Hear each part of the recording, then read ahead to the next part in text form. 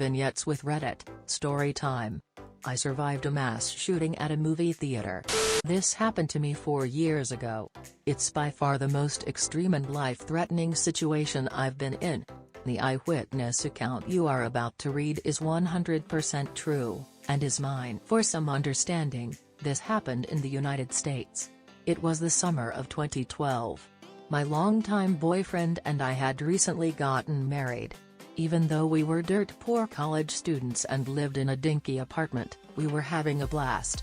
That particular summer we gathered with our friends at the local movie theater almost every weekend. There was one just down the street from our apartment that had really cheap movie tickets. A night out that was under $10 was certainly within our budget. Anyway, one Thursday night I received a call from this group of friends inviting us to watch the midnight premiere of the newest Batman movie. I had just finished working a 12-hour shift and was pretty tired. I almost refused the invitation and thought of crashing in my apartment instead. However, I didn't want to miss out on the fun, and it was a movie I'd wanted to see for a while anyway. Certainly it wouldn't do any harm to stay up later than usual and miss a few hours of sleep, right? At 10:30 p.m. we met at the theater. We passed large cardboard cutouts of Catwoman and Batman as we walked inside, greeted by the smell of buttery popcorn and the chatter of excited moviegoers. The ticket booth was to the right of the entrance, and just above that was an electronic list of movies being played. The 12 a.m. showing of The Dark Knight Rises was displayed up there in bright red letters. Being paranoid that the tickets would sell out quickly, one of my friends swung by earlier that day and purchased tickets for all of us. We bypassed the ticket line and went straight to the ticket taker. She smiled at us and kindly directed us to Theater 9, which was on the right side of the lobby. If only I had known what I do now. That among the crowds a killer was lurking. That as I walked across that tacky red and purple carpet towards Theater 9, I could have been walking to my death. I think about it often now, what I would have done had I known. Pulled the fire alarm, called the police, screamed for people to run away, but, of course, I had no way of knowing what was about to happen. Oblivious to the peril I was putting myself in, I pushed open the doors for Theater 9 without giving it a second thought. The hallway in this theater was shaped like a U and you could go either right or left. Theater 9 was the largest screening room in the building, perfect for accommodating the crowds that midnight premieres brought in. The screen was motionless and grey, not even the previews had started yet because there was still a good hour and a half to go until the movie actually started. We entered on the right side, so all of the seats were to our left. I remember being surprised at just how packed the theater already was. Just about every seat was filled, much to our dismay. At first it seemed like we wouldn't find a spot to sit together. Now, the way this theater was set up, there was a section of seats right in front of the screen. This area was flat, and there were about 5 rows of seating in this section. A lot of seats in that section were empty, but sitting right in front of the movie screen sucks and none of us wanted to sit there. One of my friends then spotted a row with 5 empty seats all next to each other, perfect for the amount of people we had. These seats were about 3 to 4 rows up from where the seating rows start to elevate. We ran up the stairs before someone could take the seats and filed in. My husband, Brock, sat in the 5th seat. I sat next to him, and my friend Samantha sat next to me on my right side. Her boyfriend, Tommy, sat next to her, and another friend named Leo sat in the aisle seat. We spent the next several minutes casually chatting, joking around, and laughing. After a while my 3 friends went to the lobby to buy drinks and that addicting movie theater popcorn. While they were gone, Brock and I passed the time by people watching. The theater was bright since the lights weren't dimmed yet, and I could see everyone clearly.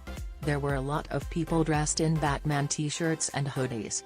One person even had a mask and one of those shirts with an attached cape.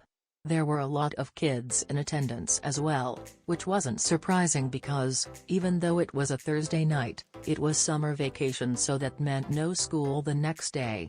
Of all the people I saw, the person I will never forget was the little girl sitting in our same row a few chairs away.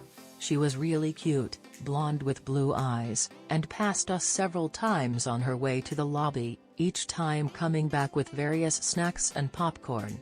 Overall, people seemed very excited to see the movie, and the room was filled with energy and laughter. After what seemed like an eternity of waiting, the lights started to dim and the previews began. Just like every movie I've seen before, a quick animation flashed across the screen reminding us to get refreshments from the lobby. We were already devouring that popcorn like ravenous animals, to silence our cell phones, and to make sure we know where the emergency exits are. The animation had this ugly CGI cat in a tuxedo that was sitting in a movie theater. I casually glanced at the bright green emergency exit signs that were on the left and right sides of the movie screen. I didn't think much of the reminder, like usual. After that, I only remember one preview for The Man of Steel, the others I'm not sure what they were about. When the movie started, the theater erupted into cheering and clapping. The title of the movie, The Dark Knight Rises, exploded onto the screen. This was followed by the scene where Bane is hijacking a plane. I thought this scene was pretty cool and it caught my interest right away. Only when the movie started to get a little less interesting did I remember just how tired I was. I decided I would close my eyes at the more boring parts to get a little bit of rest. I had been awake for 20 hours at that point, so I was rightfully sleepy. My eyes were closed for most of the duration of Batman and Catwoman's encounter. I don't really remember what was going on in that part of the movie. Perhaps some of you have seen it and know what I'm talking about. Anyway, when I opened my eyes again, Bruce Wayne was on his computer digging up information on Catwoman. This is the last scene I saw. I never got to watch the rest of the movie. All of a sudden, a loud bang erupted from the left side of the theater. I sort of screamed a little because it startled me. A strange smell started to fill the auditorium. It was like the smell of a firework, so I thought it was a cherry bomb or something similar. Had someone thrown fireworks into the crowd as a prank? Then, down near the right side of the movie screen, the dark silhouette of a person caught my attention.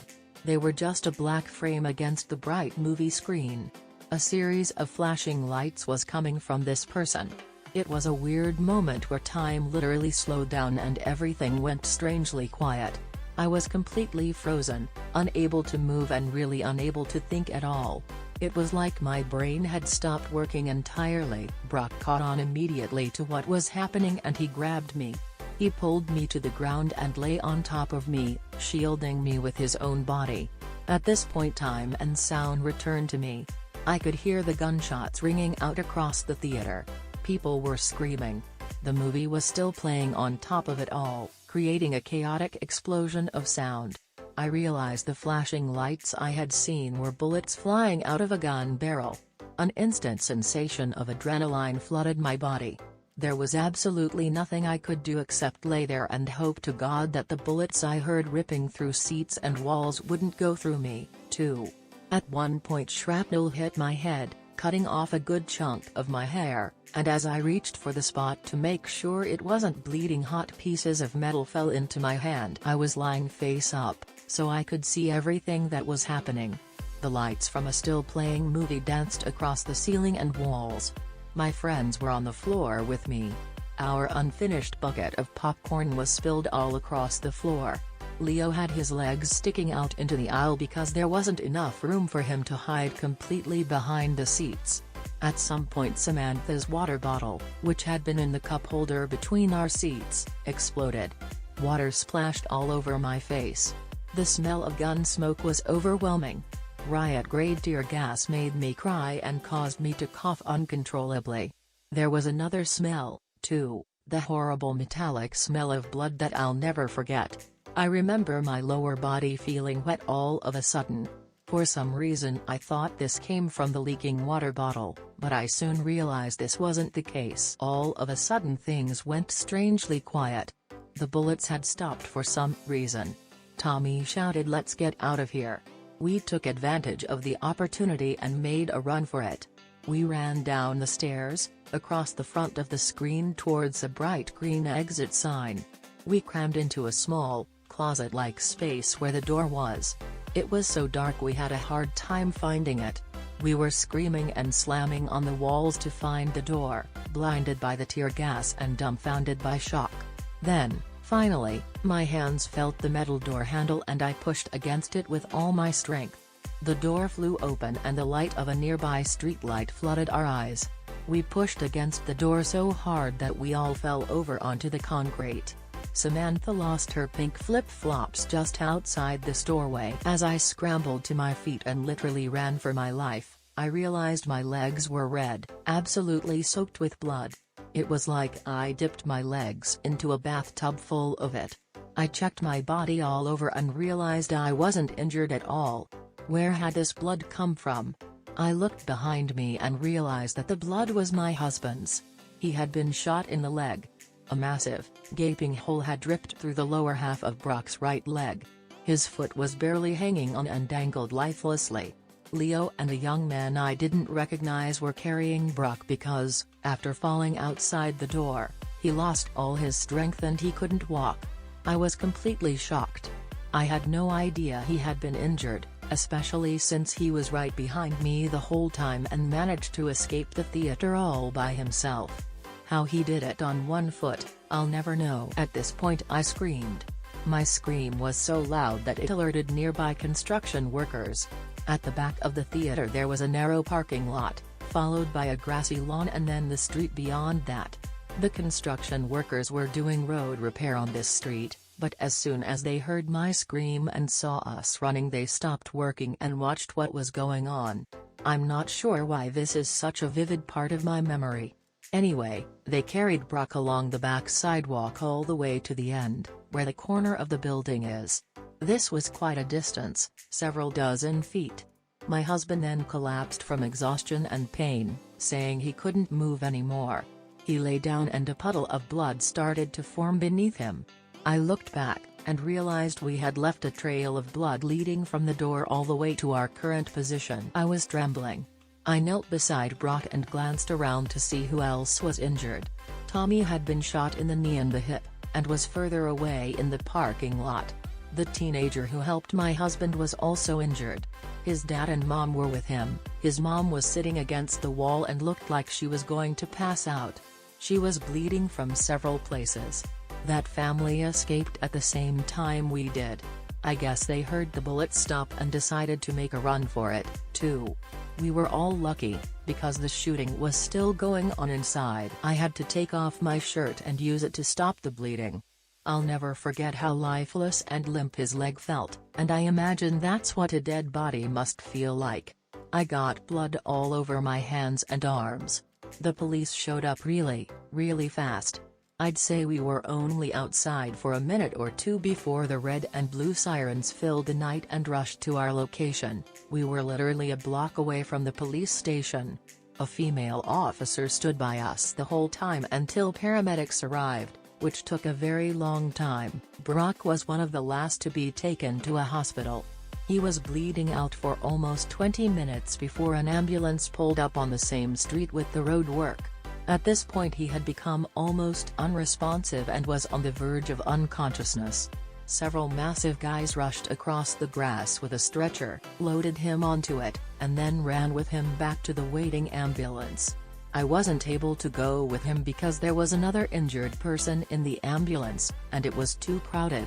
I wandered around to the front of the theater alone, unsure of where my friends had went. My blood-stained shirt and a pool of blood were left behind on the corner of that sidewalk. Walking through the crowds felt like a dream. I couldn't believe what just happened.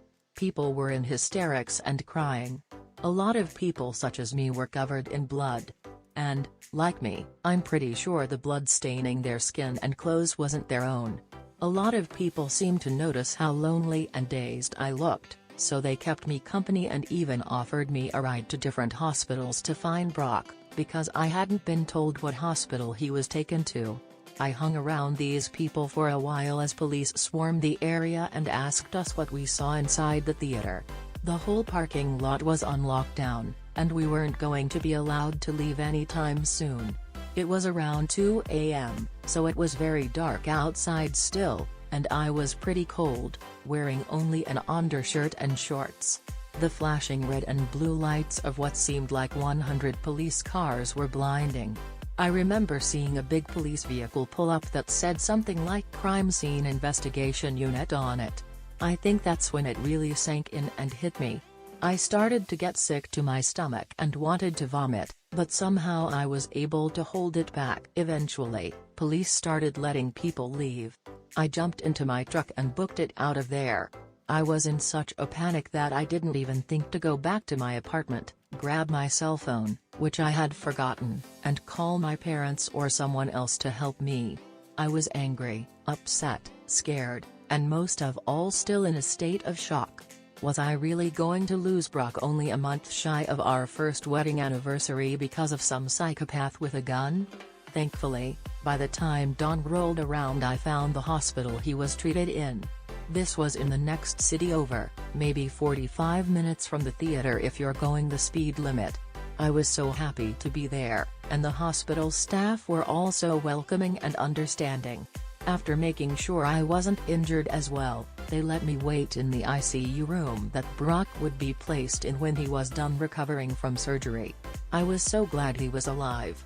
Brock and Tommy both had survived, though many others weren't so lucky. I found out the following day, after some much-needed sleep on a hospital couch, that 12 people were killed in this shooting and over 70 were injured. I remember they first thought 15 people were killed, but the real number was 12. The little blonde girl sitting in my row did not survive. She died in the theater no more than a few feet from us. She had been shot multiple times. A heartbroken police officer, who cried during his court testimony, tried unsuccessfully to save her by carrying her out of the theater and having her sent to a hospital. Tommy was rushed to a different hospital in the back of a police car. He underwent surgery and made a full recovery. The bullet missed his hip bone and narrowly missed his urinary tract and bladder. According to the surgeons, my husband lost almost half his blood. Brock made it to the hospital just in time, any later and he would have died. He underwent several blood transfusions and was in the hospital for 21 days. The wound to his leg was severe enough that they had to amputate it after trying unsuccessfully to save it. It's been so long since the shooting happened that my husband, friends, and I have been able to recover from it somewhat. The event was pretty horrifying and has left us scarred for sure. I wouldn't consider that part of the story to be creepy, though. No, the creepy part is the shooter himself. I later learned much about him from the murder trial that would follow in the coming years. Though my encounter with this man was very brief, he has affected my life greatly. Just to know that people like this exist, is disturbing. He is certainly one twisted individual that I never want to see again. I learned everything from watching the televised trial that took place in early 2015. This guy was going to school for neuroscience or something in California. I guess he was a pretty smart guy. However, for some reason he had an obsession with killing people and had a stalker mentality. After dropping out of his university, he moved to my state and chose my local theater to commit a mass shooting. Before that, he was planning on hiding along remote hiking trails up in the mountains, jumping people, pulling them into the woods and killing them there, though he never went through with that idea. He stalked my theater for months and had this shooting all planned out for the night of July 20th. Though I never saw him before this, it's unnerving to think this guy could have been watching us every time we went to the theater, and we would have never known it. We were completely unaware of what he had planned against us. This completely ruined my sense of security, because who knows what the stranger next to you is planning on doing to you. I came very close to the shooter, but I never actually saw his face in person until I was forced to testify in court. Of course I saw his mugshots on television, but while in the theater I only saw him as a dark silhouette in the shadows, like a demonic figure rendered from the darkest and most sinister nightmare. He was even in the hallway that we passed upon running for the emergency exit. The only thing stopping him from killing us there and then was his jammed assault rifle. To commit this crime, he ordered a few thousand rounds of ammunition, riot gear and armor, tear gas, an assault rifle, and a shotgun. He took pictures of himself, which were shown in court, wearing all of this gear like some sick trophy and holding up these weapons with a menacing smile. He dyed his hair orange and put in these creepy black contacts while making devilish faces into his camera, something that made me sick just looking at. Before driving to the theater with all of this gear in his car, he booby-trapped his entire apartment and set it to explode if anyone opened the door. Then, once at the theater, he posed as a moviegoer and even bought a ticket for the movie. I think his ticket had Theater 8 on it, which was next door, but Theater 9 had more people in it, so he went into number 9 instead. He was in the few front rows. I must have passed him several times in the lobby while he was there. Maybe he had seen me, too. At some point during the movie, he got up and went through the side exit, which didn't have an alarm for some reason, kept it propped open with something, then went to his car to put on all his armor and grabbed his weapons. Then, he came back inside and started shooting. When we escaped the theater, we ran past his white car which was parked right at the exit. We didn't even notice it. At some point he came outside, and he would have seen us there on the concrete. I don't know what stopped him from shooting people that were outside, too, but he could have easily ended us there and then if he wanted to. I think the hardest part for me was facing this twisted individual in court. I'll never forget rising as they called my name, walking down the center row past my family, other survivors, and crowds of news-hungry media personnel. I sat right across from him, maybe only 10 feet away. While his orange hair was gone and he wasn't wearing black contacts, being so close to him was a creepy and uncomfortable experience. My encounters with this man are certainly ones I will never forget. I can now say that I've come face to face with a true, deranged psychopath. He just had this blank stare in his eyes the whole time. If eyes truly are the windows to the soul, then his soul was filled with nothing but a cold indifference for those he had murdered and harmed. He wouldn't even look at me. Sitting across from him in court was the second time I had knowingly been in the same room with this man. A man who had tried to take my life, but thankfully failed. A man who would end up spending forever behind bars when, at the end of it all, he was sentenced to 3,318 years in prison for his crimes. This is to the man who tried to kill me. The man who has caused countless nightmares and fueled the fires of my paranoia. The man who hurt my friends and family, causing years of untold grief for my husband because he will never walk the same again. The man who stole the innocence and joy from a 6-year-old child who went into that theater alive and came out dead. To the man who carried out the worst mass shooting in Colorado history, let's not meet again. Ever. I hope you rot in prison. Thank you for watching the video. If you're new, please be sure to subscribe, like and turn on post notifications so you never miss an upload. Post your own stories in the comments down below.